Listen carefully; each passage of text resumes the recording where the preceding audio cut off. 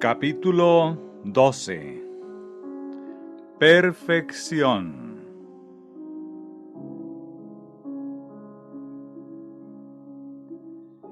El gran tema y propósito del verdadero santuario, su sacerdocio y ministerio, es que Dios vivirá en los corazones de los hombres.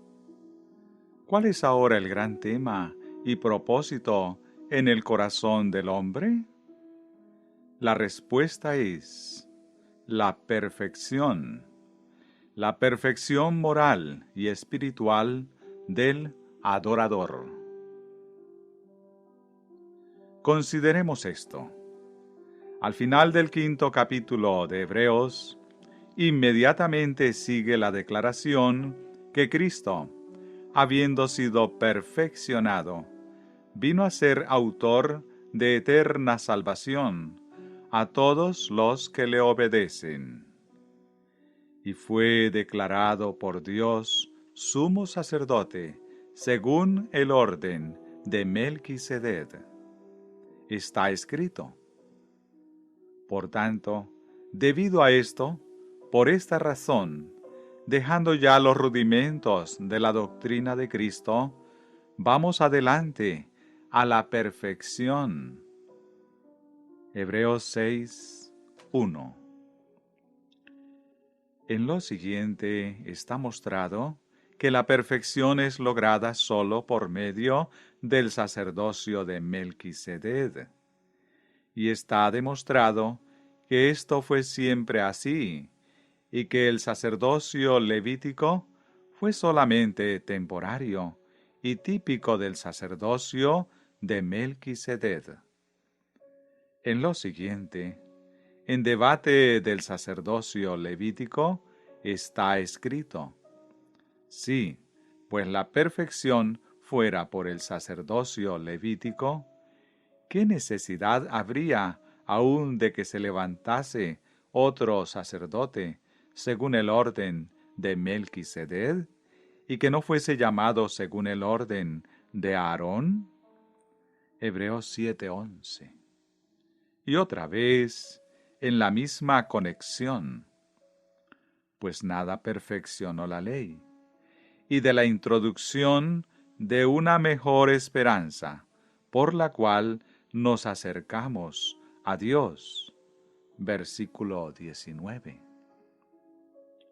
Por estos pasajes es perfectamente claro que la perfección del adorador es la que es ofrecida y lograda en el sacerdocio y ministerio de Cristo.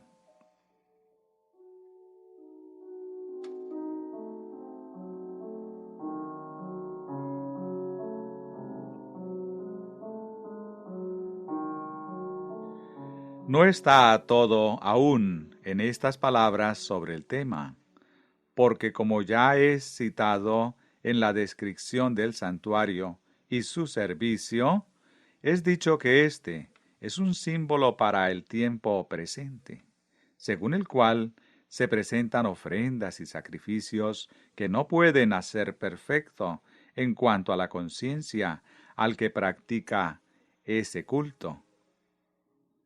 Que nada de esto pudo hacer un servicio perfecto. Esta es su gran necesidad. Por lo tanto, que el sacerdocio y ministerio de Cristo en el verdadero santuario puede hacer perfecto a quien entre por fe en el servicio, es el gran tema y el fin de todo.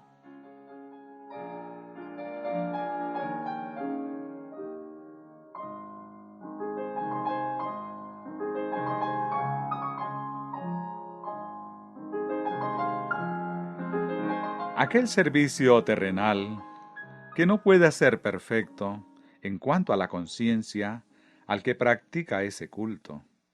Pero estando ya presente Cristo, sumo sacerdote de los bienes venideros, por el más amplio y más perfecto tabernáculo, no hecho de manos, es decir, no de esta creación, y no por sangre de machos cabríos, ni de becerros, sino por su propia sangre, entró una vez para siempre en el lugar santísimo, habiendo obtenido eterna redención.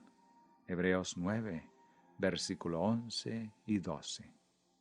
Este santuario, sacerdocio, sacrificio y ministerio de Cristo, hace perfecto en eterna redención a cualquiera que por fe entra en el servicio, y por tanto recibe lo que aquel servicio está destinado a dar.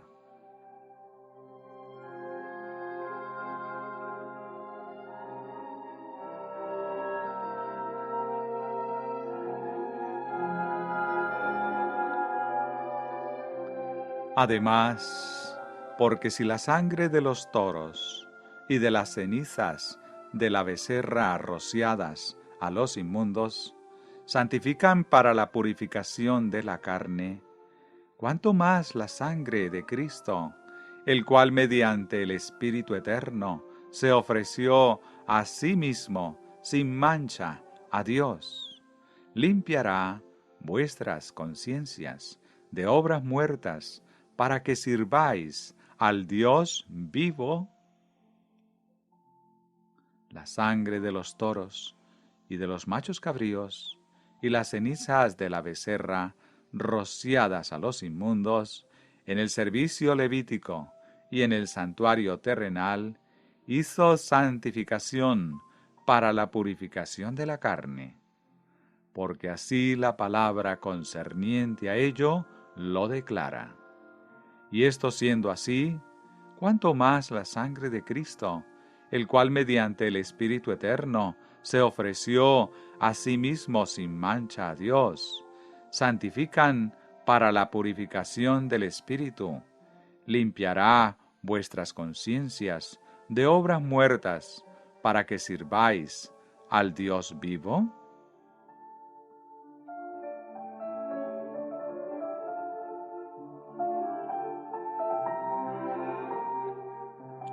¿Qué son las obras muertas? Muerte en sí misma es la conciencia de pecado.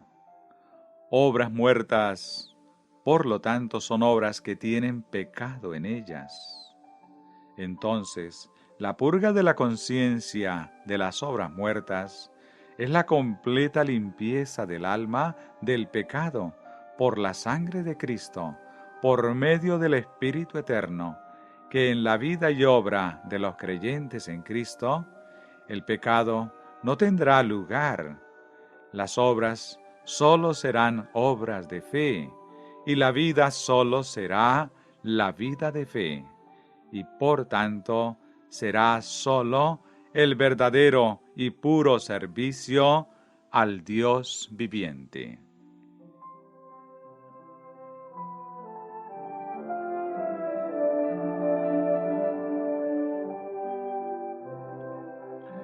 Una vez más está escrito: porque la ley, teniendo la sombra de los bienes venideros, no la imagen misma de las cosas, nunca puede, por los mismos sacrificios que se ofrecen continuamente cada año, hacer perfectos a los que se acercan. De otra manera, cesarían de ofrecerse, pues los que tributan este culto, limpios una vez, no tendrían ya más conciencia de pecado. Pero en este sacrificio se hace memoria de los pecados, porque la sangre de los toros y de los machos cabríos no pueden quitar los pecados. Hebreos 10, versículo 1 al 4.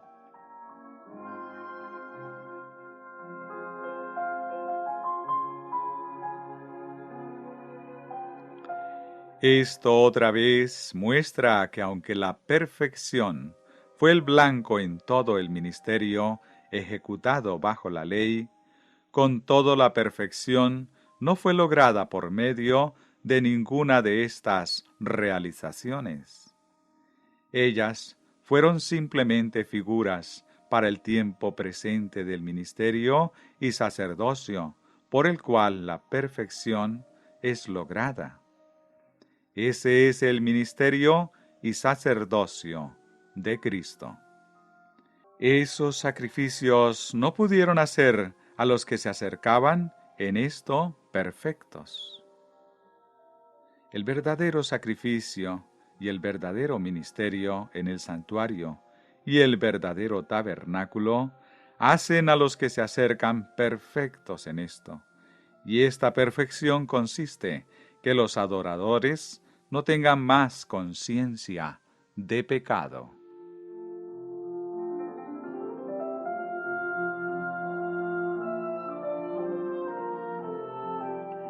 Pero siendo que no fue posible, por la sangre de los toros y la sangre de los machos cabríos, quitar el pecado, no fue posible, aunque esto era ofrecido año tras año continuamente. Tampoco purificó a los adoradores que no debían tener más conciencia de pecado. La sangre de los toros y de los machos cabríos y de la becerra rociada a los inmundos podía santificar para la purificación de la carne, pero de la carne únicamente. Y aun esto fue un símbolo para el tiempo presente de la sangre de Cristo, la cual purifica a los adoradores para que no tengan más conciencia de pecado. Por lo cual, entrando en el mundo, dice: sacrificio y ofrenda no quisistes, mas me preparaste un cuerpo.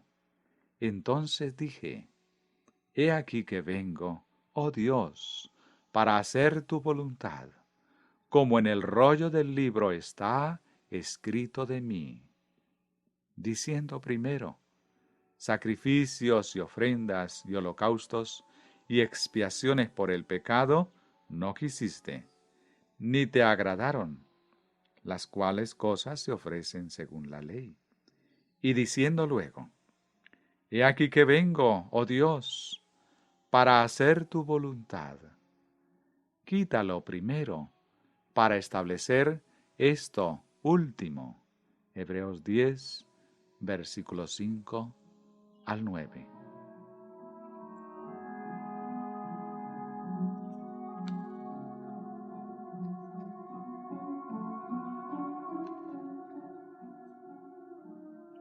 Aquí son mencionadas dos cosas, lo primero y lo último.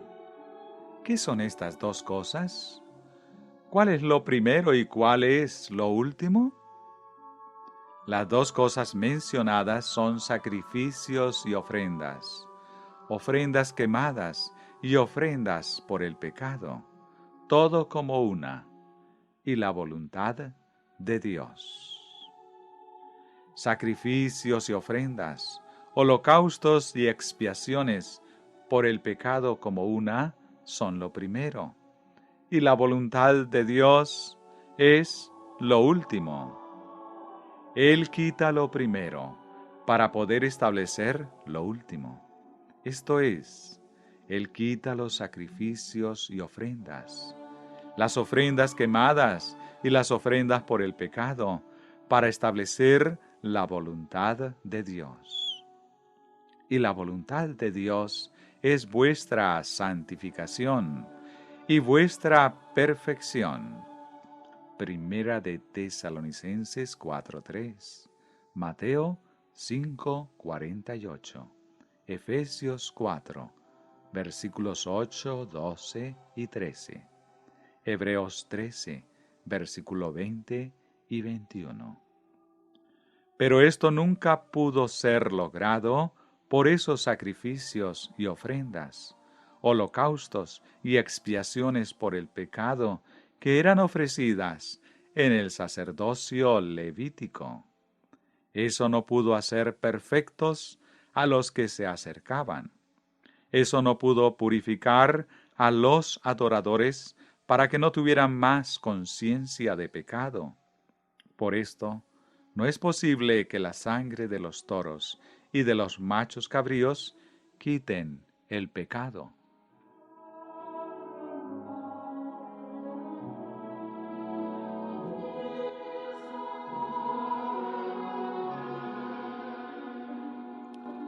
Por tanto, siendo que la voluntad de Dios es la santificación y la perfección de los adoradores, siendo que la voluntad de Dios es que sus adoradores sean tan limpios que no tengan ya más conciencia de pecado, y siendo que los servicios y las ofrendas en el santuario terrenal no podía hacer esto, Él quitó todo esto para establecer la voluntad de Dios.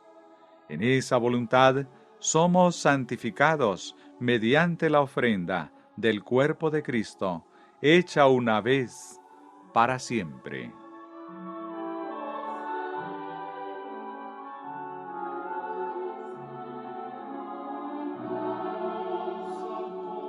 La voluntad de Dios es vuestra santificación. Santificación es la verdadera observancia de todos los mandamientos de Dios. En otras palabras, esto quiere decir que la voluntad de Dios concerniente al hombre es que su voluntad sea perfectamente cumplida en el hombre. Su voluntad es expresada en su ley de los 10 mandamientos, la cual es todo el deber del hombre. Esta ley es perfecta, y perfección de carácter es la expresión perfecta de esta ley en la vida de los adoradores de Dios. Por esta ley es el conocimiento del pecado, y todos han pecado y están sin la gloria de Dios. Han llegado a estar sin la perfección de carácter.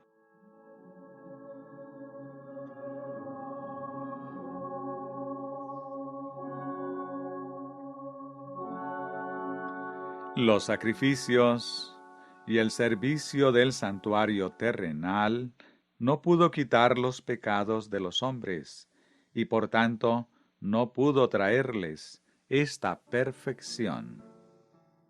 Pero el sacrificio y ministerio del verdadero sumo sacerdote en el santuario y en el verdadero tabernáculo completó esto. Este quitó totalmente todo pecado, y el adorador es cabalmente purificado, que él no tiene ya más conciencia de pecado. Por el sacrificio, la ofrenda y el servicio de sí mismo, Cristo quitó los sacrificios, las ofrendas y el servicio que nunca pudieron quitar los pecados.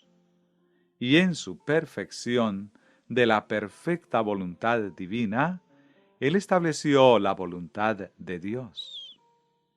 En esa voluntad somos santificados mediante la ofrenda del cuerpo de Cristo, hecha una vez para siempre.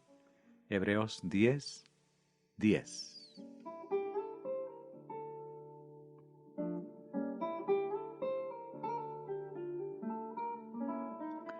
En aquel primer santuario terrenal y servicio, todo sacerdote está día tras día ministrando y ofreciendo muchas veces los mismos sacrificios que nunca pueden quitar los pecados. Pero en el servicio en el santuario y en el verdadero tabernáculo, Cristo, habiendo ofrecido una vez para siempre un solo sacrificio por los pecados, se ha sentado a la diestra de Dios. De ahí en adelante, esperando hasta que sus enemigos sean puestos por estrado de sus pies. Porque con una sola ofrenda hizo perfectos para siempre a los santificados. Hebreos 10, versículos 11 al 14.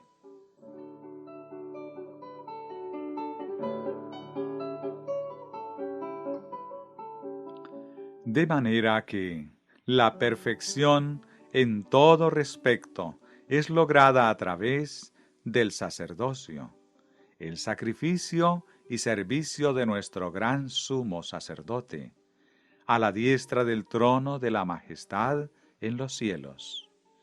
y en el ministerio, en el santuario y en el verdadero tabernáculo que levantó el Señor y no el hombre. Y nos atestigua lo mismo el Espíritu Santo, porque después de haber dicho, este es el pacto que haré con ellos, después de aquellos días, dice el Señor, pondré mis leyes en sus corazones, y en sus mentes las escribiré. Y añade, y nunca más me acordaré de sus pecados y transgresiones. Pues donde hay remisión de estos, no hay más ofrenda por el pecado. Hebreos 10, versículos 15 al 18.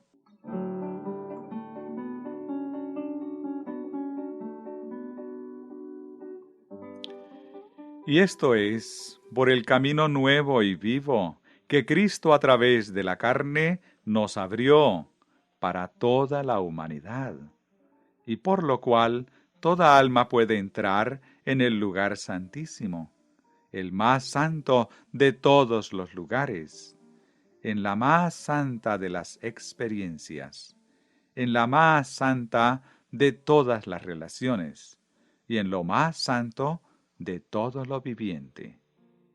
Este nuevo y vivo camino, Él nos abrió a través del velo, esto es, de su carne, para que esté Él viviendo en la carne, identificándose con la humanidad en la carne, para nosotros que estamos en esta carne.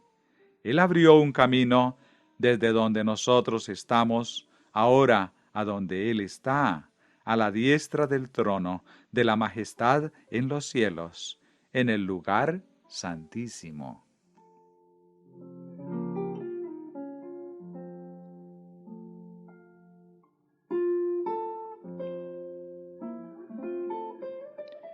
En su venida, en la carne, habiendo sido en todo semejante a nosotros, y habiendo sido tentado en todo, tal como nosotros, Él se ha identificado a sí mismo con toda alma humana, justamente donde ella está.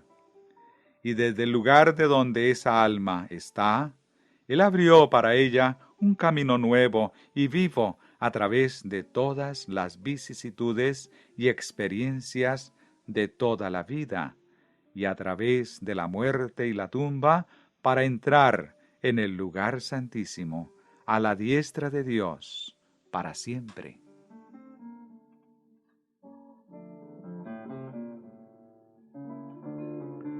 Oh, qué camino abierto, abierto por sus tentaciones y sufrimientos, por sus oraciones y lágrimas, por su santo vivir y su sacrificio agonizante, por su triunfante resurrección y gloriosa ascensión, y por su entrada triunfal al lugar santísimo, a la diestra del trono de la majestad en los cielos.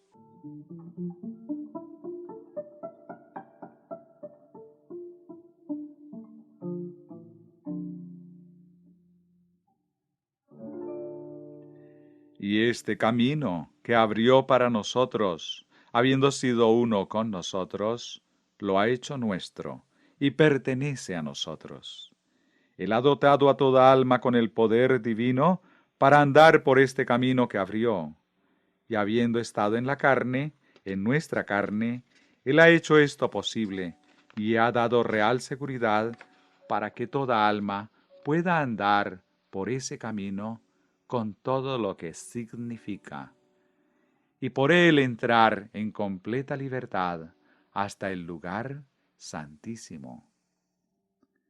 Él, como uno de nosotros, en nuestra naturaleza humana, débil como nosotros, cargado con los pecados del mundo, en nuestra carne pecaminosa, en este mundo toda una vida, permaneció santo, inocente, sin mancha, apartado de los pecadores, y fue hecho y ascendió más sublime que los cielos.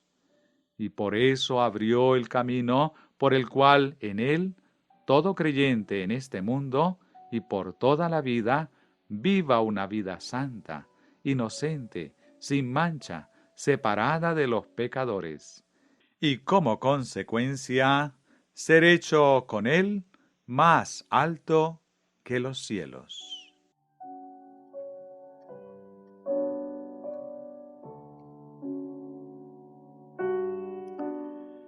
Perfección de carácter es la meta de la perfección cristiana lograda en la carne humana en este mundo.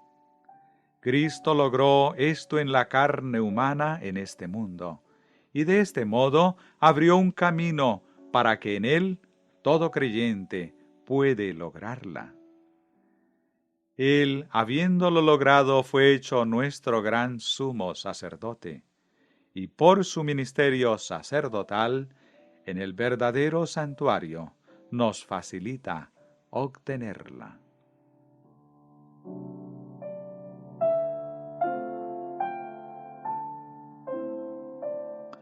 La perfección es la meta cristiana, y el sumo sacerdote y el ministerio de Cristo en el verdadero santuario es el único medio por el cual cualquiera puede alcanzar esta meta en este mundo.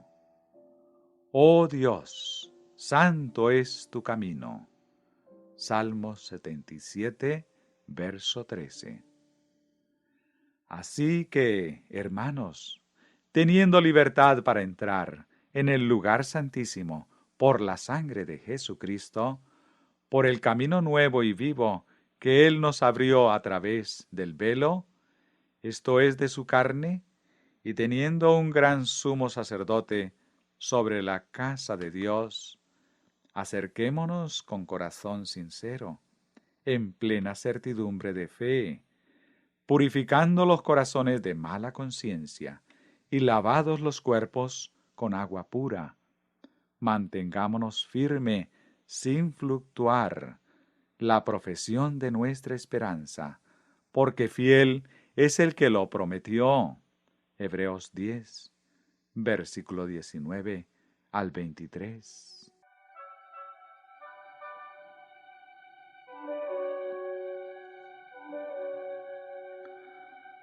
Porque no os habéis acercado al monte que se podía palpar y que ardía en fuego, a la oscuridad, a las tinieblas y a la tempestad, al sonido de la trompeta, la cual los que la oyeron rogaron que no se les hablase más, sino que os habéis acercado al monte de Sión, a la ciudad del Dios vivo, Jerusalén la celestial, a la compañía de muchos millares de ángeles, a la congregación de los primogénitos que están escritos en los cielos, a Dios, el juez de todos, a los espíritus de los justos, hechos perfectos, a Jesús el mediador del nuevo pacto, y a la sangre rociada que habla mejor que la de Abel.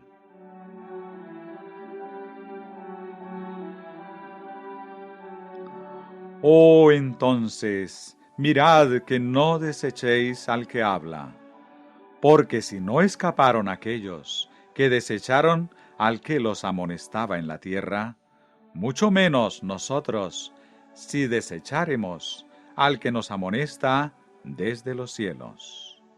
Hebreos 12, versículo 18 al 25.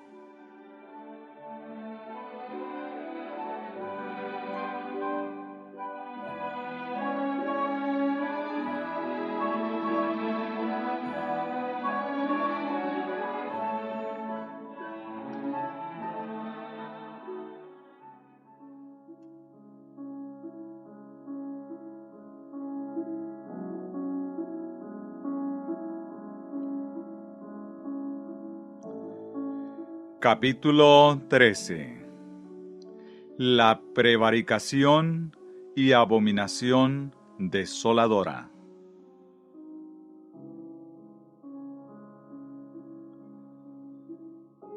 Tal es el sacrificio, el sacerdocio y el ministerio de Cristo en su ministerio, en el santuario y en el verdadero tabernáculo que el Señor levantó y no el hombre. Tal es la afirmación en el libro de Hebreos de la verdad, el mérito de la eficacia del sacrificio, el sacerdocio, el santuario y el ministerio de Cristo.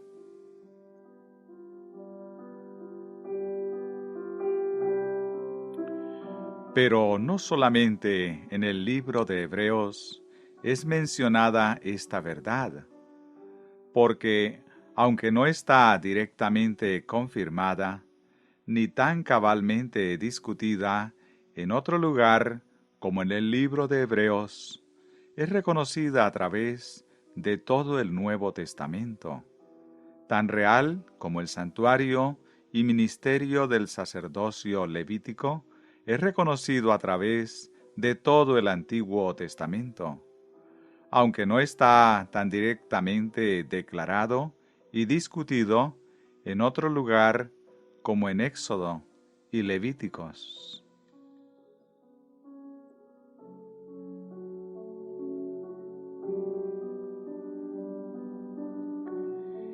En el último libro del Nuevo Testamento, en el primer capítulo fue visto a uno semejante al Hijo del Hombre, con las vestiduras de sacerdote.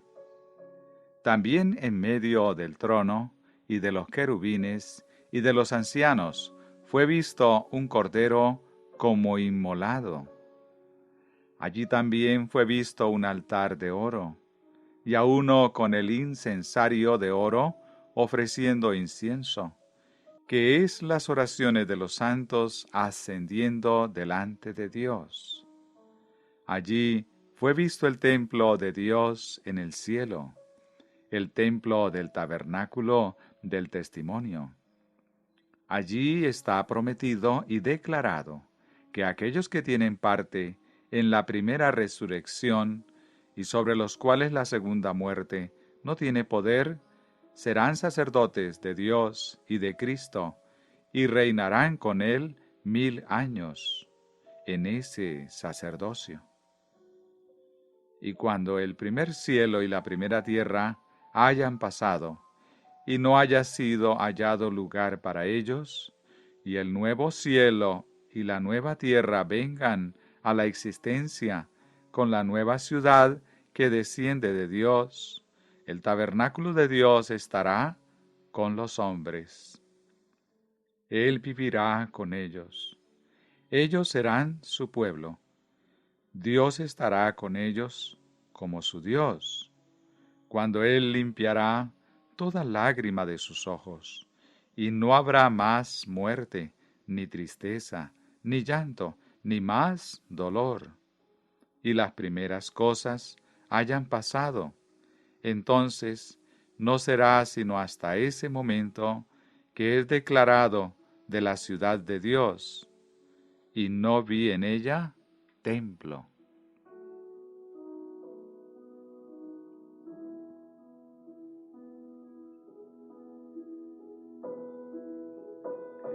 De este modo, es justo y real que hay un sacerdocio, un ministerio sacerdotal y un santuario en esta dispensación, como lo hubo en la antigua dispensación.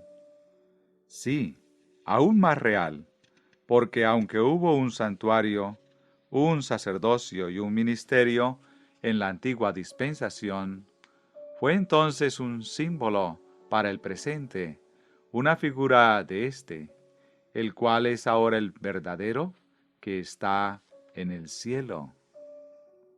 Este verdadero sacerdocio, ministerio y santuario de Cristo en el cielo es tan claro en el Nuevo Testamento como para ser por cualquier medio negado. Sin embargo, en la faz de todo esto, hay algo que con dificultad se ha considerado. Es algo casi desconocido y difícil de ser aceptado en el mundo cristiano de hoy.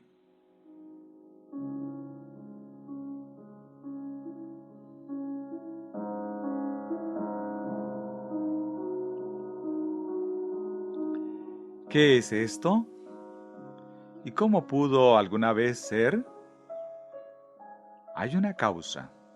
Las Escrituras lo dicen, y en realidad es demostrado.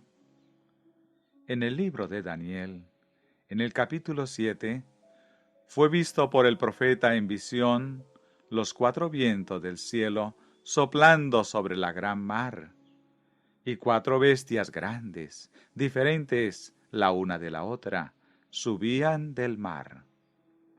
La primera era como un león, y tenía alas de águila, la cual simbolizaba el reino mundial de Babilonia.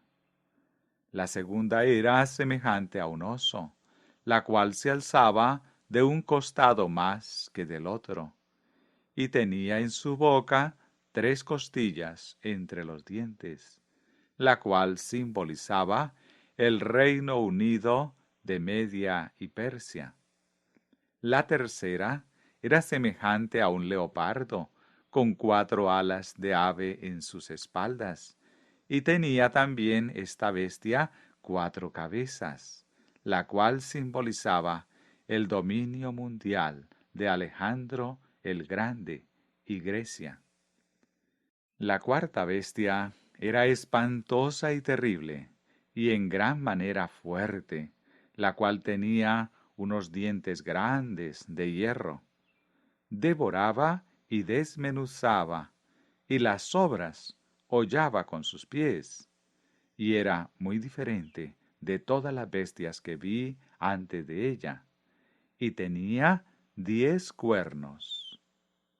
Esta gran bestia simbolizaba el imperio mundial de Roma, diferente a todos los demás imperios que fueron antes de él, porque no fue originalmente un reino o monarquía, sino una república. Los 10 cuernos simbolizaban los 10 reinos que se establecieron en el territorio occidental de Roma cuando ese imperio fue aniquilado.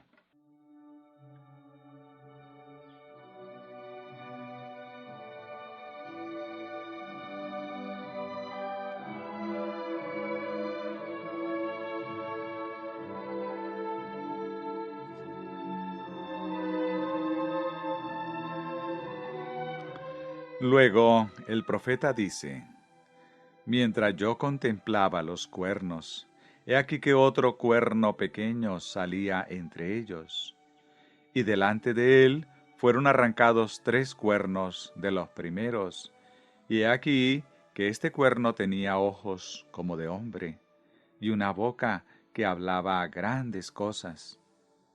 El profeta contempló y consideró este cuerno pequeño clara y continuamente hasta que el juez se sentó y los libros fueron abiertos. Y cuando el juicio comenzó y los libros fueron abiertos, él dijo: miraba hasta que mataron a la bestia, y su cuerpo fue destrozado y entregado para ser quemado en el fuego.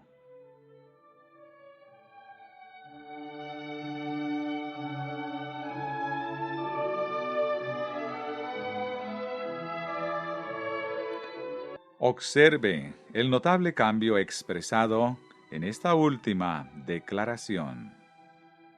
El profeta contempló el cuerno desde el momento de su aparición hasta el momento cuando el juez se sentó y los libros fueron abiertos.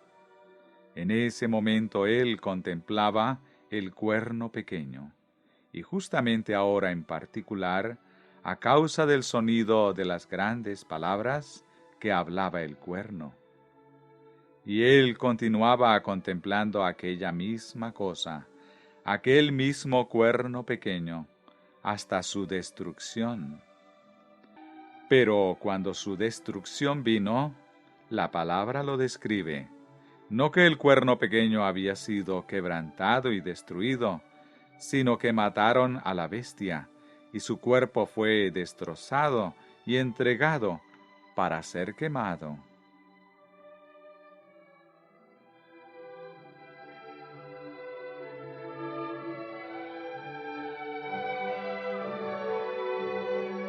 Esto muestra que el cuerno pequeño es otro aspecto de la cuarta bestia espantosa y terrible, de la cual el cuerno pequeño es su continuación, en su misma disposición, espíritu y propósito, únicamente bajo una forma variante. Y como el cuarto poder mundial, la espantosa y terrible bestia, en su forma original fue Roma, por tanto el cuerno pequeño en sus obras es la continuación de Roma, el espíritu y trabajo de Roma bajo esta forma.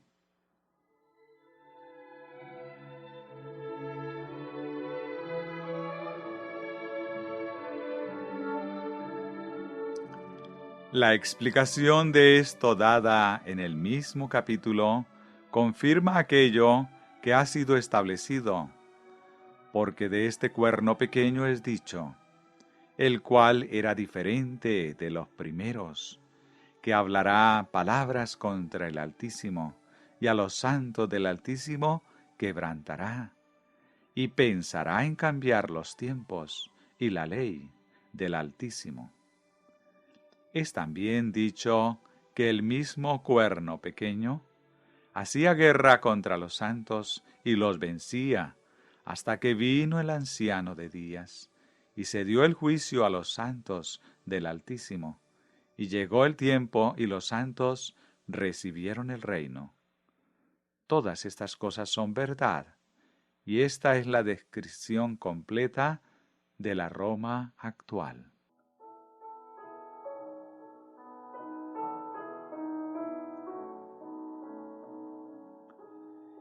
Y todo es confirmado por la Roma posterior, porque León el Grande fue papa en el año 440 después de Cristo, hasta el año 461 después de Cristo, en la misma época cuando la Roma antigua estaba en sus últimos días, cuando ella sumergió rápidamente en ruinas. Y León el Grande declaró en su sermón que la Roma antigua no era más que el porvenir de la Roma actual, que la gloria de la primera fue reproducida en la Roma católica, que Remo y Rómulo no fueron más que los precursores de Pedro y Pablo, que los sucesores de Rómulo, por lo tanto, fueron los precursores de los sucesores de Pedro, y que como la primera Roma había gobernado el mundo, por tanto la Roma actual, por lo visto del santo y bienaventurado Pedro, dominaría la tierra. Esta concepción de León nunca ha sido repudiada del papado, y cuando, sólo 15 años después, el imperio romano como tal sucumbió y sólo el papado sobrevivió las ruinas y firmemente sostuvo el lugar y poder en Roma, esta concepción de León fue la más enfática, con más seguridad sostenida y confirmada. Esta concepción fue también intencional y sistemáticamente desarrollada. Las Escrituras fueron diligentemente estudiadas e ingeniosamente pervertidas para retenerlas. Por la perversa aplicación del sistema levítico del Antiguo Testamento, la autoridad y la permanencia del sacerdocio romano había sido ya establecida. Y ahora, por la perversa deducción del Nuevo Testamento, la autoridad y la permanencia de Roma fue por ella misma establecida. Tomando la base que ella es la única verdadera continuación de la Roma antigua sobre esto, el papado donde quiera que el Nuevo Testamento cita o se refiere a la autoridad de la Roma antigua, se lo acredita, porque es la única verdadera continuación de la Roma original. Por consiguiente, donde el Nuevo Testamento impone sumisión a los poderes y a la obediencia a los gobernadores, significa al papado, porque el único poder y los únicos gobernadores que hasta entonces fueron romanos, y el poder del Papa fue la verdadera continuación de Roma.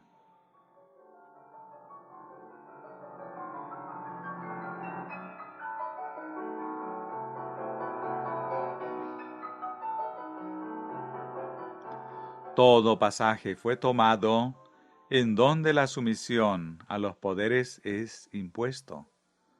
Todo ejemplo citado, donde la obediencia había sido realmente sentida por el imperio oficial.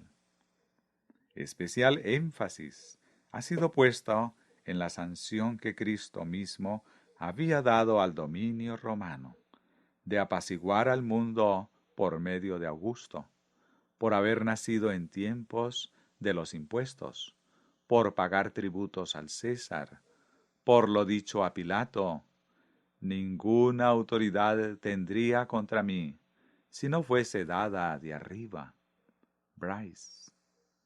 Y siendo que Cristo reconoció la autoridad de Pilato, que no era más que el representativo de Roma, ¿quién podía atreverse a ignorar la autoridad papal, la verdadera continuación de esa autoridad a la cual el mismo Señor del cielo se sometió?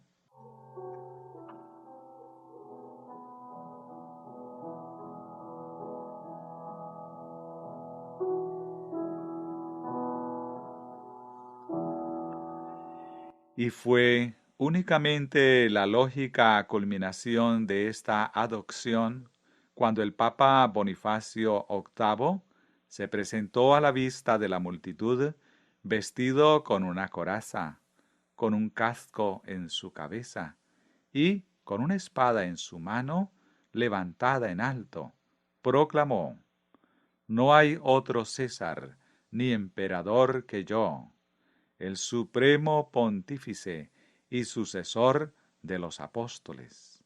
Y posteriormente él declaró ex cátedra: nosotros, por tanto, declaramos definitivamente y pronunciamos que es necesario para la salvación creer que todo ser humano está sujeto al pontífice de Roma.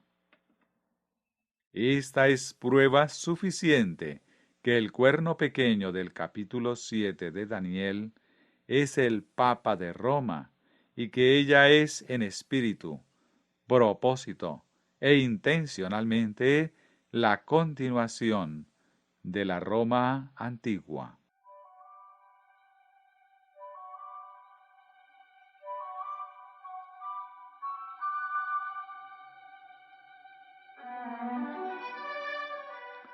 Ahora, en el 8º capítulo de Daniel, este asunto es tomado en cuenta otra vez.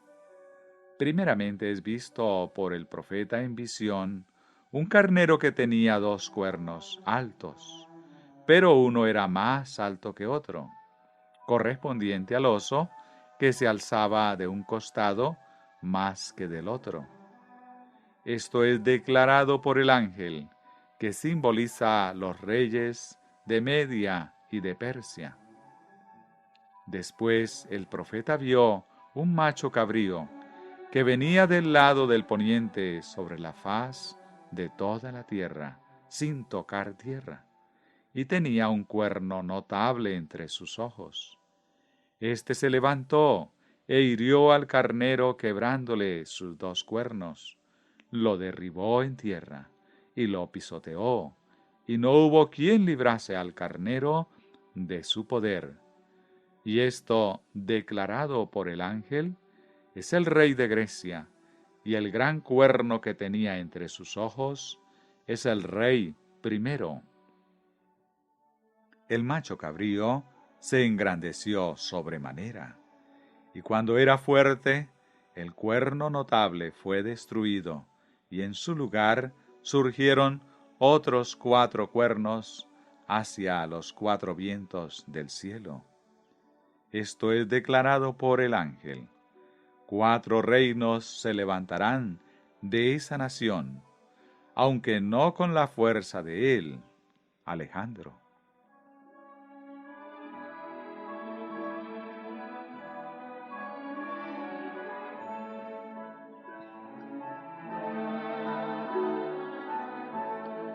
Fuera de una de las visiones del imperio de Alejandro, el profeta seguidamente vio, y de uno de ellos salió un cuerno pequeño, que creció mucho al sur y al oriente y hacia la tierra gloriosa. Los puntos de dirección mencionados, hacia donde el cuerno pequeño creció, demuestra que este poder se levantó y fue hecho grande desde el occidente. Esto es explicado por el ángel. Y al fin del reinado de estos, las 4 divisiones de Grecia, cuando los transgresores lleguen al colmo, se levantará un rey altivo de rostro y entendido en enigmas, y se engrandeció hasta el ejército del cielo, y parte del ejército y de las estrellas echó por tierra y las pisoteó, y su poder se fortalecerá, mas no con fuerza propia, y causará grandes ruinas, y prosperará, y hará arbitrariamente, y destruirá a los fuertes y al pueblo de los santos. Con su sagacidad hará prosperar el engaño en su mano, y en su corazón se engrandecerá, y sin aviso destruirá a muchos, y se levantará contra el príncipe de los príncipes, pero será quebrantado, aunque no por mano humana.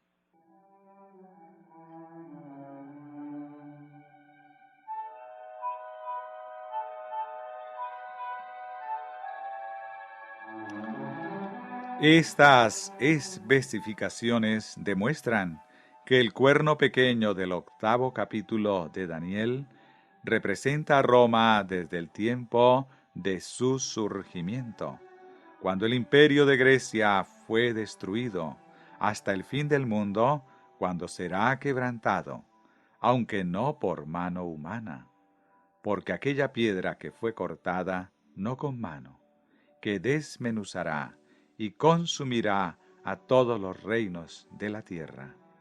Daniel 2, versículos 34, 35, 44 y 45.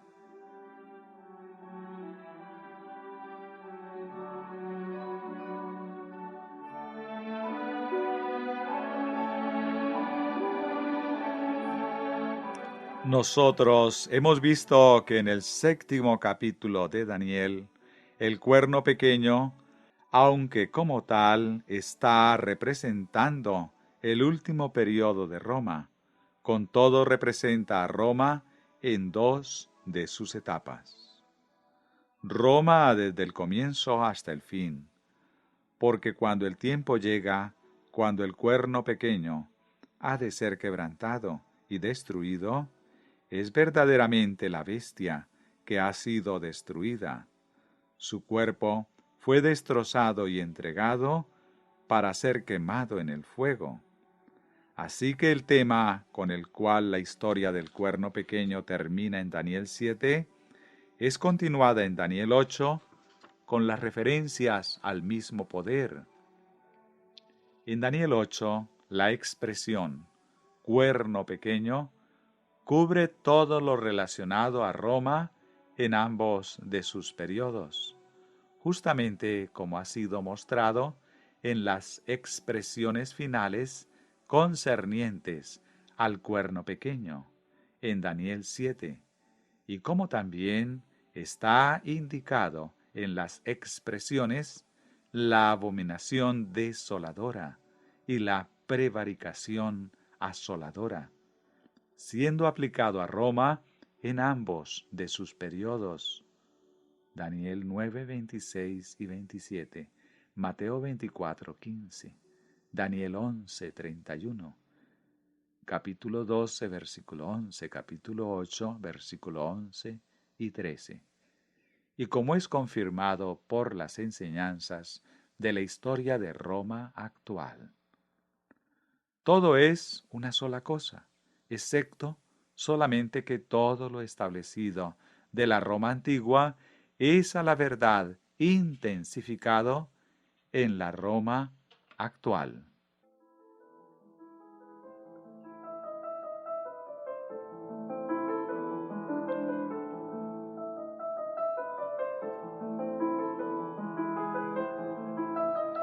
Y ahora consideremos un poco más las expresiones bíblicas en Daniel 8, con relación al cuerno pequeño y su poder.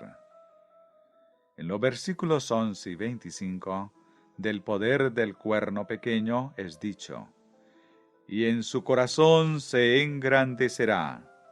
Aún se engrandeció contra el príncipe de los ejércitos, y se levantará contra el príncipe de los príncipes.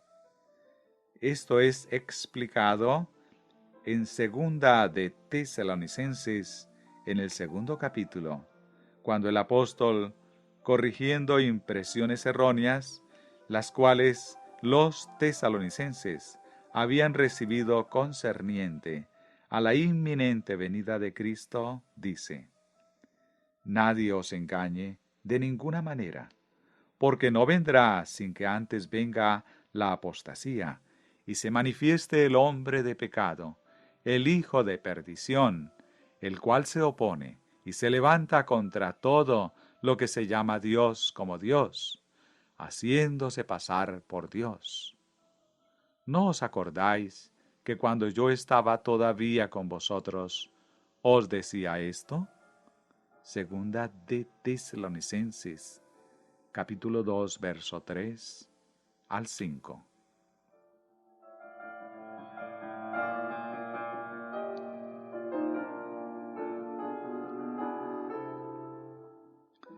Claramente este pasaje describe el mismo poder que es representado por el cuerno pequeño en Daniel 8.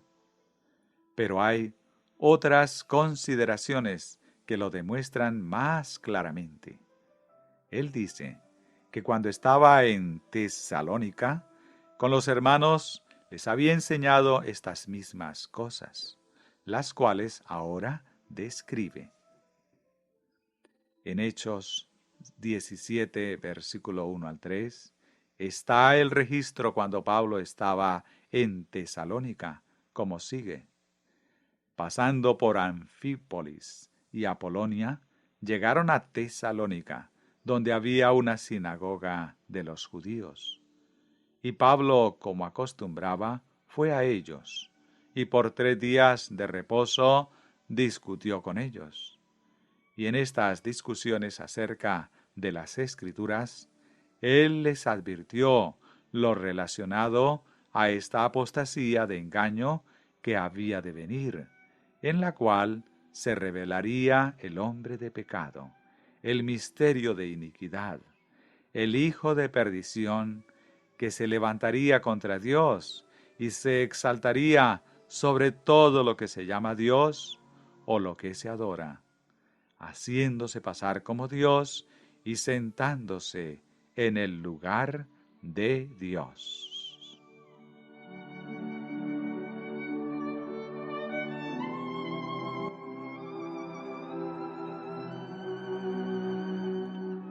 En las discusiones con el pueblo, ¿dónde Pablo halló en las Escrituras la revelación de la cual pudo decir a los tesalonicenses todo esto? Fue en este 8º capítulo de Daniel donde el apóstol la halló, y de esto fue de lo que les habló cuando estaba con ellos.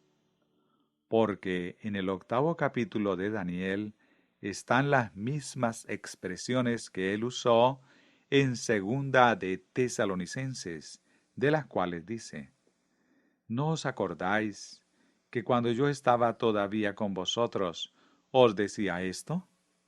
Esto señala los tiempos después de los días de los apóstoles, cuando Roma se engrandeció a sí misma contra el príncipe de los ejércitos y contra el príncipe de los príncipes, conectado directamente con la apostasía, la cual desarrolló el papado o Roma en su etapa final.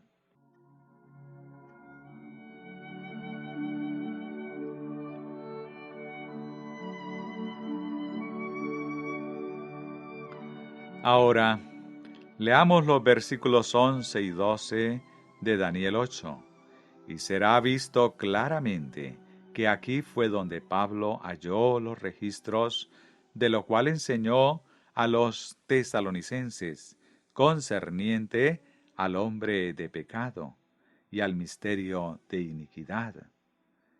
Y se engrandeció contra el príncipe de los ejércitos, y por él fue quitado el continuo sacrificio, y el lugar de su santuario fue echado por tierra. Y a causa de la prevaricación, le fue entregado el ejército junto con el continuo sacrificio, y echó por tierra la verdad, e hizo cuanto quiso, y prosperó.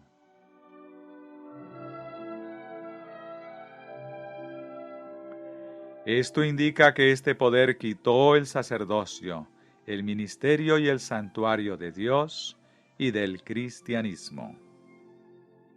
Leámoslo una vez más.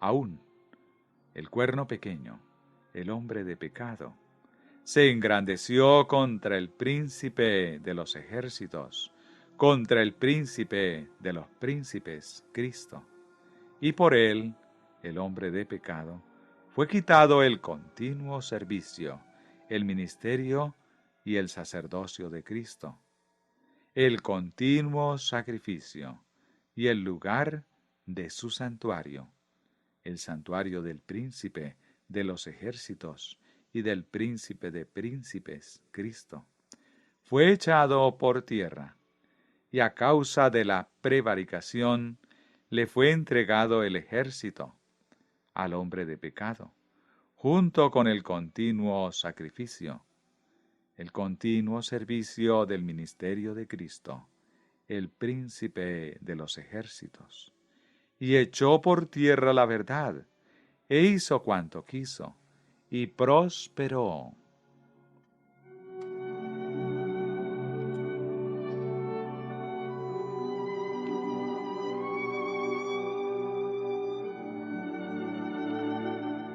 Fue a causa de la prevaricación, es decir, por causa del pecado, que este poder ganó al ejército que fue usado para echar por tierra la verdad, para hacer desaparecer de la iglesia y del mundo el sacerdocio de Cristo, su ministerio y su santuario, y echar todo esto por tierra y pisotearlo.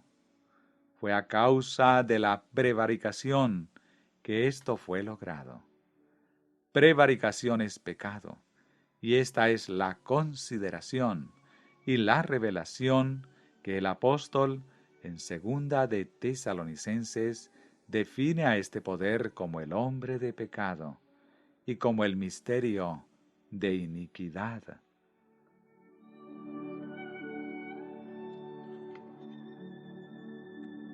En Daniel 8, versículo 11 al 13, capítulo 11, verso 31, y capítulo 12, versículo 11, se mostrará que la palabra sacrificio es suministrada en cada caso. Y está completamente suministrada porque en su lugar, en el original, no hay una palabra en su reemplazo. En el original, la única palabra colocada en este lugar es la palabra tamid, que es traducida diario. que no se refiere tanto al sacrificio diario, sino que se refiere al ministerio diario o continuo servicio del santuario, del cual el sacrificio era sólo una parte. La palabra tamid en sí misma significa continuo, estable, constante, eternamente. Solamente tales palabras como estas expresan la idea de la palabra original que en el texto bajo consideración es traducido diario. En Números 28 y 29, la palabra es usada 17 veces, refiriéndose al continuo sacrificio en el santuario.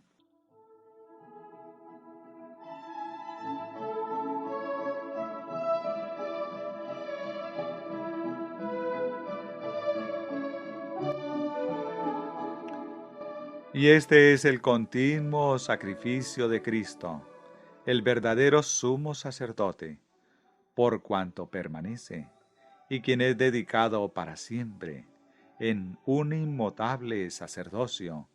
Este es el continuo sacrificio de nuestro gran sumo sacerdote, al cual el hombre de pecado, el papado, lo ha quitado.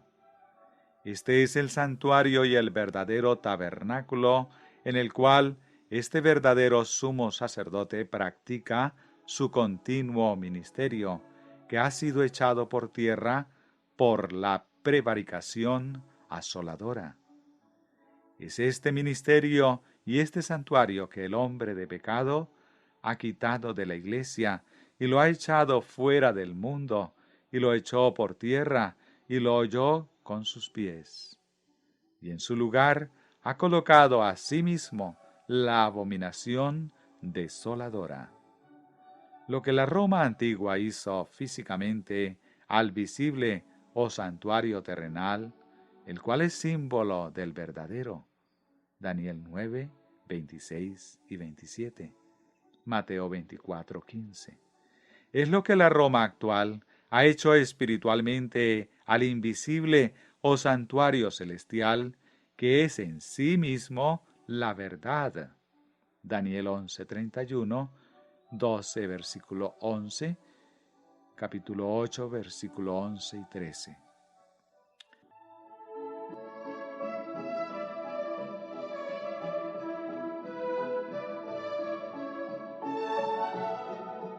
En la nota al pie de la página, en la página 57, indica que en la apostasía los obispos, presbíteros, diáconos y la Eucaristía fueron hechos sucesores del sumo sacerdote, de los sacerdotes, de los levitas y sacrificios del sistema levítico. Ahora, por todas las evidencias de las Escrituras, es cierto que en el orden de Dios fue Cristo y su ministerio y santuario en el cielo, y sólo esto, que fue el objeto del sistema levítico, y es la verdadera sucesión cristiana para ese sistema.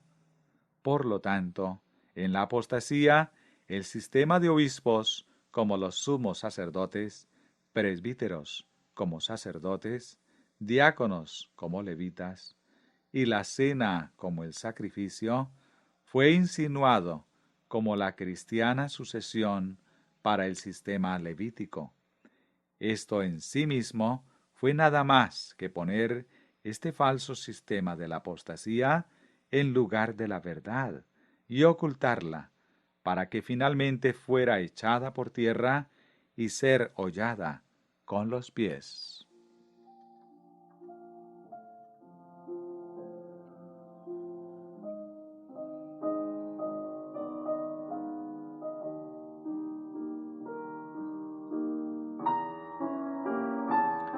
Y esta es la razón por la cual esta gran verdad cristiana del verdadero sacerdocio, ministerio y santuario de Cristo no es conocido por el mundo cristiano de hoy. El hombre de pecado la ha quitado echándola por tierra. El misterio de iniquidad ha escondido esta gran verdad de la Iglesia y del mundo por todas las edades, y el hombre de pecado ha tomado su lugar en el mundo y se ha hecho pasar como Dios, y su malvado ejército como la Iglesia de Dios.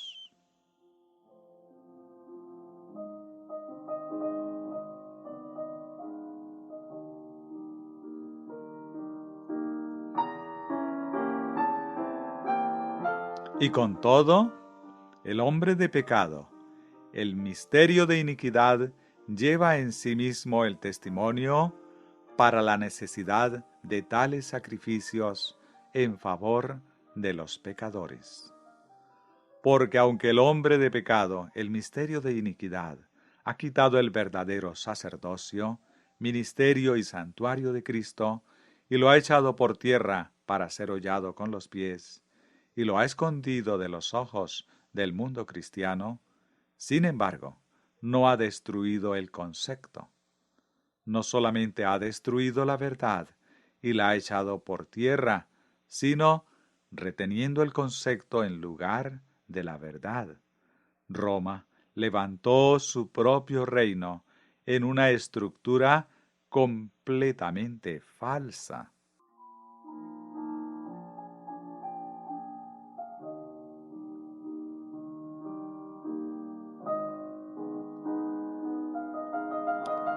En lugar de Cristo, el divino sumo sacerdote de la propia voluntad de Dios en los cielos, Roma ha sustituido su humano y pecaminoso sacerdocio sobre la tierra.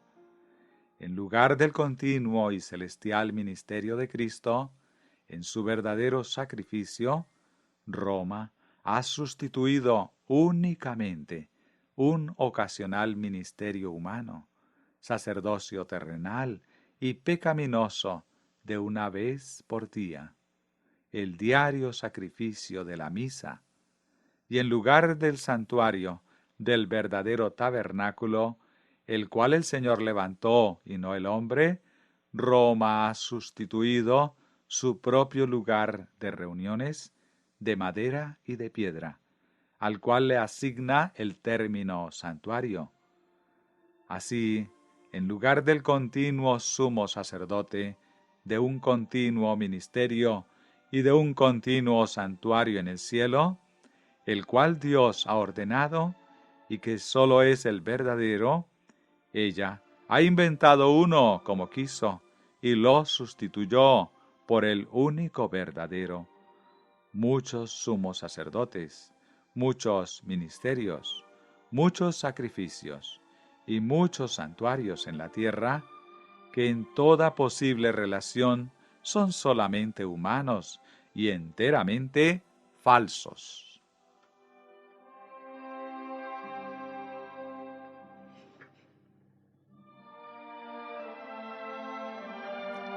Y éste nunca puede quitar los pecados.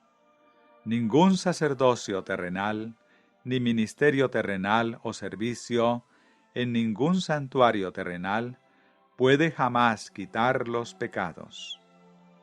En el libro de Hebreos nosotros hemos visto que aún el sacerdocio, el sacrificio y el servicio en el santuario terrenal, el mismo servicio que el Señor mismo ordenó en la tierra, nunca quitó el pecado. El registro sagrado es que ellos nunca quitaron el pecado y que nunca pudieron quitarlo. Es sólo el sacerdocio y el ministerio de Cristo que puede quitar el pecado. Y este es un sacerdocio y ministerio en el cielo y de un santuario que está en el cielo. Porque cuando Cristo estuvo en la tierra, no fue un sacerdote, como está escrito. Así que si estuviese sobre la tierra, ni siquiera sería sacerdote. Hebreos 8:4. De este modo, en palabras claras y abundantes ilustraciones, Dios ha demostrado que en ningún sacerdocio, sacrificios o ministerios terrenales pueden quitar el pecado.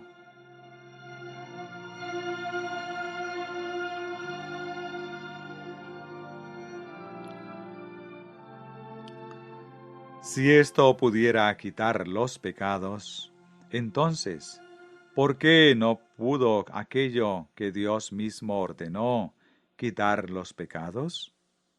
Si tal cosa pudiera quitar los pecados, entonces, ¿por qué fue trasladado el sacerdocio y el ministerio de la tierra al cielo? Por las palabras claras del Señor, sabemos que el sacerdocio, el ministerio, el sacrificio y el santuario que el Papa ha puesto a operar sobre la tierra, jamás puede quitar los pecados. Pero en su lugar solo establece el pecado. Es un fraude, es un impostor, y es la misma prevaricación y abominación desoladora en su más santo lugar.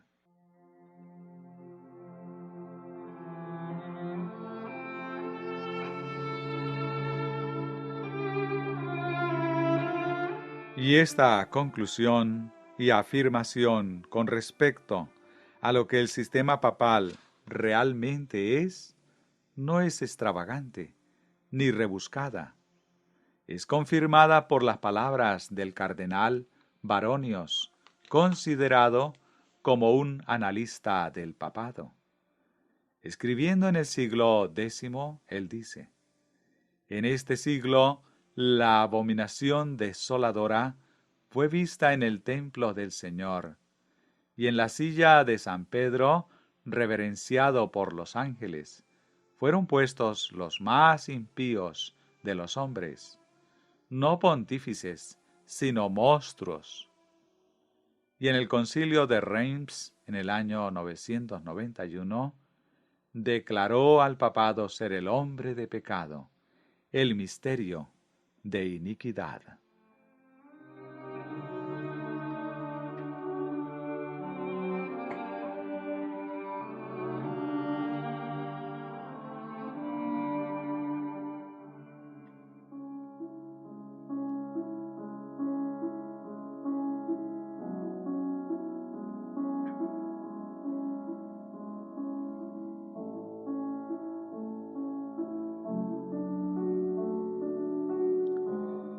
Capítulo 14. El tiempo final del misterio de Dios. Pero este engaño no es para siempre. Gracias al Señor. Esta gran verdad del sacerdocio y ministerio del cristianismo no está escondida para siempre de los ojos de la Iglesia y del mundo. El misterio de iniquidad se levantó y ocultó del mundo el misterio de Dios, para que todo el mundo continuara extraviado. Apocalipsis 13, versículo 3 y 4. Pero el día viene cuando el misterio de iniquidad será expuesto, y el misterio de Dios, en su verdadera pureza, brillará una vez más, y nunca más habrá de ser oculto, para cumplir su gran propósito y ser totalmente terminado. Porque está escrito: sino que en los días de la voz del séptimo ángel, cuando él comience a tocar la trompeta, el misterio de Dios se consumará, como él lo anunció a sus siervos, los profetas. Apocalipsis 10, verso 7.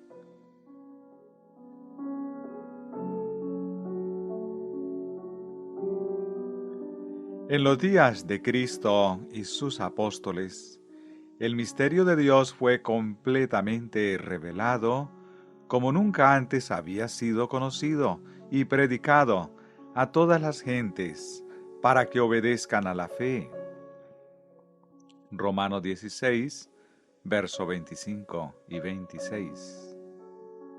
Desde el comienzo del mundo hasta ese tiempo, este misterio estuvo escondido desde los siglos en Dios. había estado oculto desde los siglos y edades, pero que ahora ha sido manifestado a sus santos, a quienes Dios quiso dar a conocer las riquezas de su gloria de este misterio entre los gentiles, que es Cristo en vosotros, la esperanza de gloria, a quien anunciamos, amonestando a todo hombre y enseñando a todo hombre en toda sabiduría, a fin de presentar perfecto en Cristo Jesús a todo hombre. Colosenses 1, 26 al 29. Efesios 3, versículo 3, 5 y 9. Pero, en ese mismo tiempo, en los días de los apóstoles, el misterio de iniquidad ya estaba en acción, y continuó obrando hasta que ganó el poder y supremacía del mundo, y el poder sobre los santos, el tiempo y la ley de Dios, levantándose contra el príncipe de los ejércitos, poniéndose en el lugar de Dios, y haciéndose adorar y pasar como Dios. Y de este modo, otra vez, pero no en este tiempo en Dios, el misterio de Dios fue oculto desde los siglos y edades. Pero, ahora, nuevamente, en los días de la voz del séptimo ángel, el misterio de Dios, que había estado escondido por siglos y edades, es hecho manifiesto a sus santos, a quienes Dios quiso dar a conocer las riquezas de su gloria de este misterio entre los gentiles, que es Cristo en vosotros, la esperanza de gloria, a quienes anunciamos, amonestando a todo hombre y enseñando a todo hombre en toda sabiduría, a fin de presentar perfecto en Cristo Jesús a todo hombre.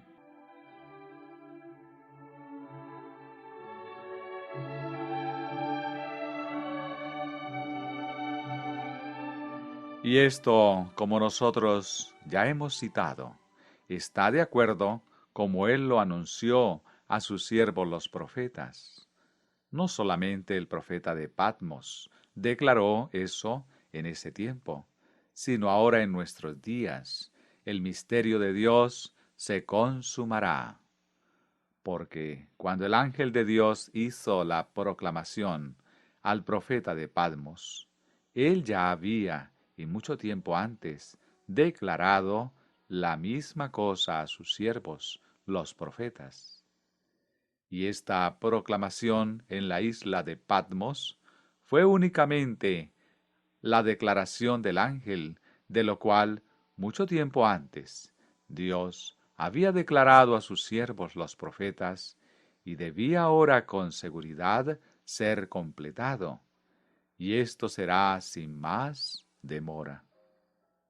La proclamación del ángel es esta: y el ángel que vi en pie sobre el mar y sobre la tierra, levantó su mano al cielo, y juró por el que vive por los siglos de los siglos, que creó el cielo y las cosas que están en él, y la tierra y las cosas que están en ella, y el mar y las cosas que están en él, que el tiempo no sería más, sino que en los días de la voz del séptimo ángel, cuando él comience a tocar la trompeta, el misterio de Dios se consumará. Apocalipsis 10, versículos 5 al 7.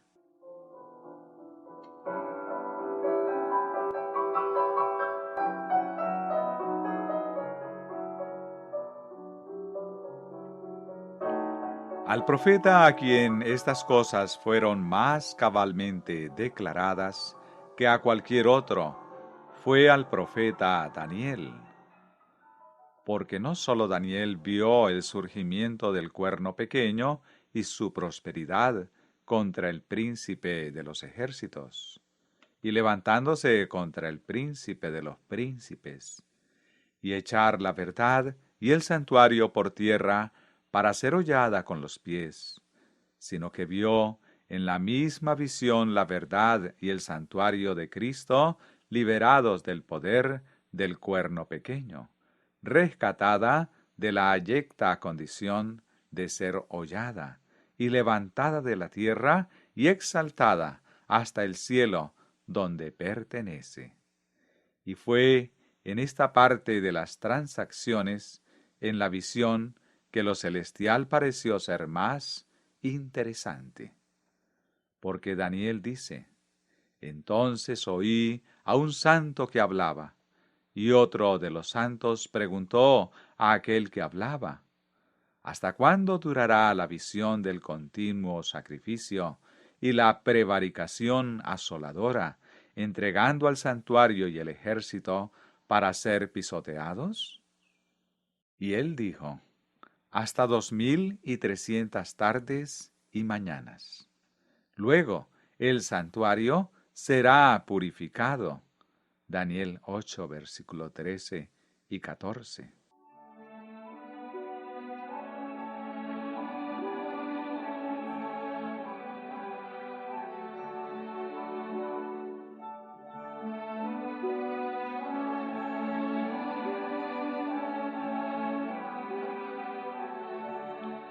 Entonces el ángel Gabriel fue comisionado para dar a conocer a Daniel la visión.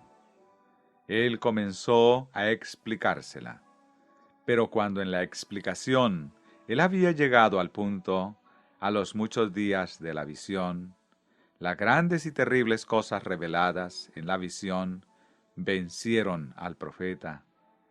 Y él dice, y yo Daniel, quedé quebrantado, y estuve enfermo algunos días, y cuando convalecí, atendí los negocios del rey, pero estaba espantado a causa de la visión, y no la entendía.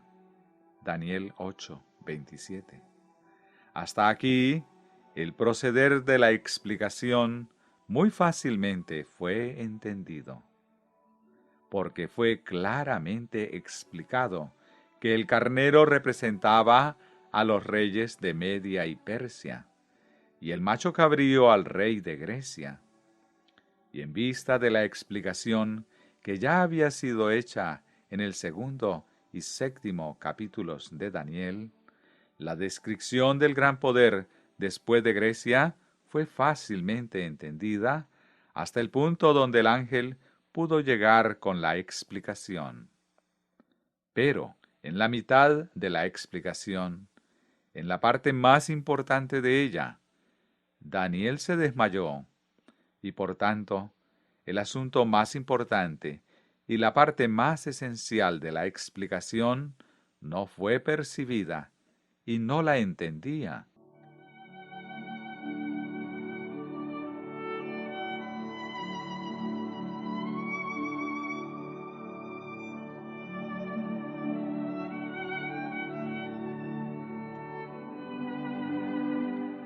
Sin embargo, el profeta buscó diligentemente el conocimiento de la visión. Después de la destrucción de Babilonia, en el año primero del rey de los Medos y los persas, el ángel Gabriel vino a Daniel otra vez y le dijo, Daniel, ahora he salido para darte sabiduría y entendimiento. Daniel 9, 1 y 22. Y fue entendido en esta particular visión lo que él estaba explicando cuando Daniel se desmayó, y ahora venía para darle la capacidad de entenderla. De acuerdo a esto, él dirigió la atención de Daniel primero que todo a esa visión, porque dijo, al principio de tus ruegos fue dada la orden, y yo he venido para enseñártela, porque tú eres muy amado. Entiende, pues, la orden, y entiende la visión. Versículos 23. Habiendo dirigido la atención del profeta a la visión, el ángel comenzó inmediatamente a declarar el tiempo mencionado en la visión, la misma parte de la visión que a causa del desmayo Daniel había quedado sin la explicación. De este modo, él dice, 70 semanas están determinadas sobre tu pueblo y sobre la santa ciudad. Versículo 24.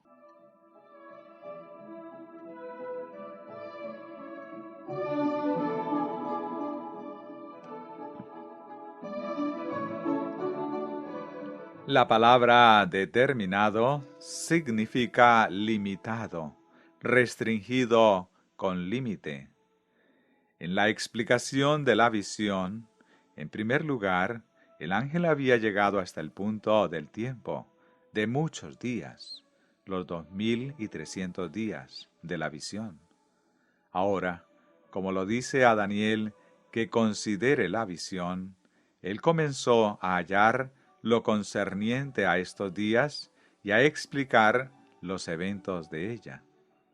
70 semanas o 490 días están determinadas para los judíos y Jerusalén, y esto también marca los límites de los judíos y Jerusalén como pueblo y ciudad especial de Dios, porque estos días proféticos, día por año, las 70 semanas o 490 años, o sea, 490 años de los 2300 días, los cuales son 2300 años.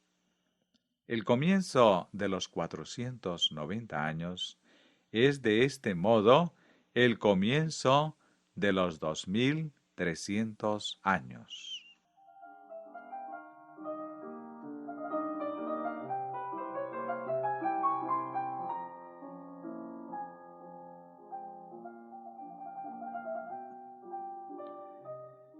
La historia de las 70 semanas o 490 años es dada por el ángel como sigue. Sabe, pues, y entiende que desde la salida de la orden para restaurar y edificar a Jerusalén hasta el Mesías príncipe, habrá 7 semanas y 62 semanas. Se volverá a edificar la plaza y el muro en tiempos angustiosos. Y después de las 62 semanas, se quitará la vida al Mesías, mas no por sí. Y el pueblo de un príncipe que ha de venir destruirá la ciudad y su santuario, y su fin será con inundación. Y hasta el fin de la guerra durarán las devastaciones. Y por otra semana confirmará el pecado con muchos. A la mitad de la semana hará cesar el sacrificio y la ofrenda. Después, con la muchedumbre de las abominaciones, vendrá el desolador hasta que venga la consumación. Y lo que está determinado se derrame sobre el desolador. Daniel 9, versículo 25 al 27.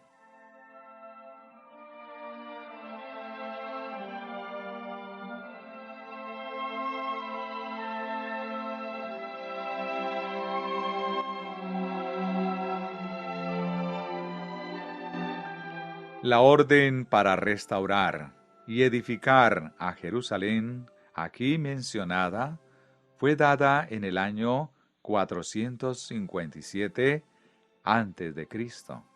y está registrado en el 7º capítulo de Esdras.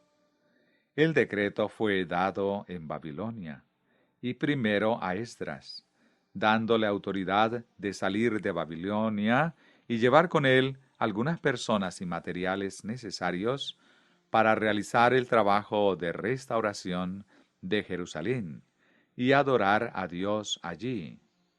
Y segundo, a todos los tesoreros que están al otro lado del río Éufrates, les ordenó suplir todo lo que fuera requerido por Esdras para llevar a cabo el trabajo. Fue en el 5.º mes del año cuando Esdras llegó a Jerusalén, de modo que la mitad del año 457 ya había transcurrido, lo que alcanzaría cerca del año 457 y medio, como el tiempo del comienzo de los 490 años y de los 2300 años.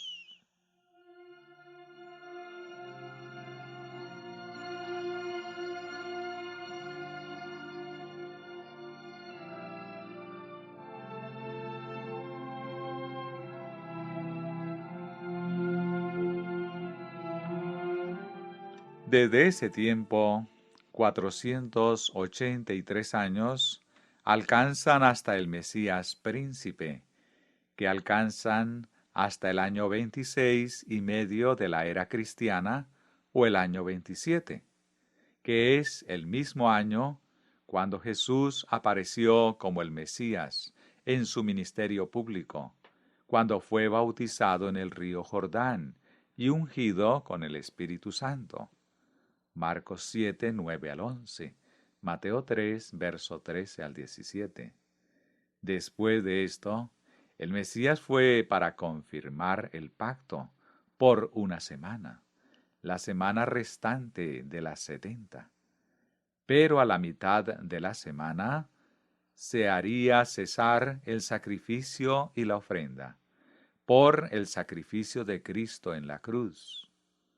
A la mitad de la semana sería el fin de los 3 años y medio, de los 7 años, desde el año 27 de Jesucristo. Esto alcanza la fecha de la primavera del año 31, el mismo tiempo cuando el Salvador fue crucificado, y de este modo, por su sacrificio, el único sacrificio por los pecados, para siempre, cesó el sacrificio y cesó la ofrenda. Entonces el velo del templo terrenal se rasgó en dos de arriba a abajo, mostrando que el servicio de Dios era terminado y la casa terrenal era desolada.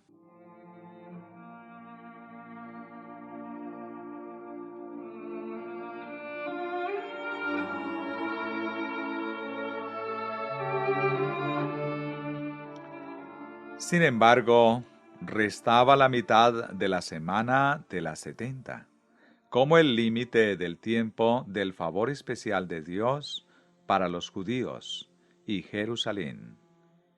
Esta mitad de la semana, comenzando en la primavera del año 31 después de Cristo, se extiende hasta el final del año 34. En ese mismo tiempo los discípulos habían sido esparcidos a causa de la persecución que hubo con motivo de Esteban. Pasaron hasta Fenicia, Chipre y Antioquía, no hablando a nadie la palabra, sino solo a los judíos. Hechos 11, versículo 19, capítulo 8, verso 4. Pero cuando este tiempo fue terminado, cuando los judíos comprobaron por sí mismos que habían rechazado al Mesías y al Evangelio, entonces fue su decisión aceptarlo. Y bajo la dirección de Pedro y de Pablo, la puerta de la fe fue abierta por completo a los gentiles, para quienes pertenece la porción restante de los 2300 años.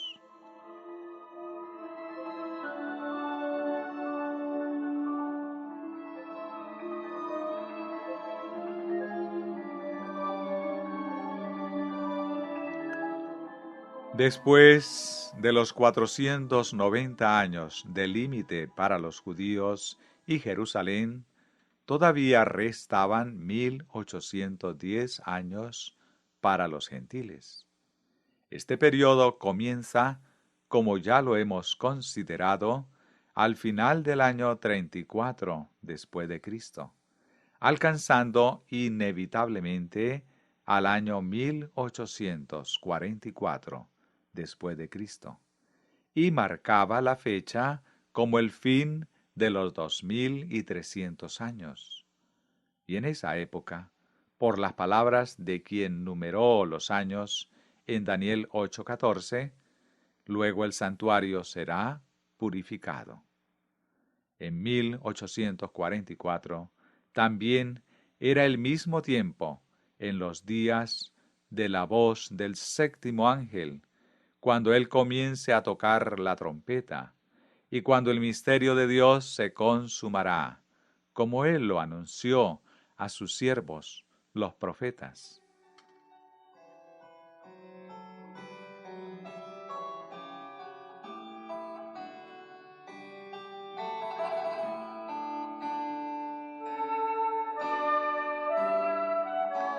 En ese tiempo se había de romper la espantosa y densa oscuridad en la cual el misterio de iniquidad había escondido por siglos y edades el misterio de Dios.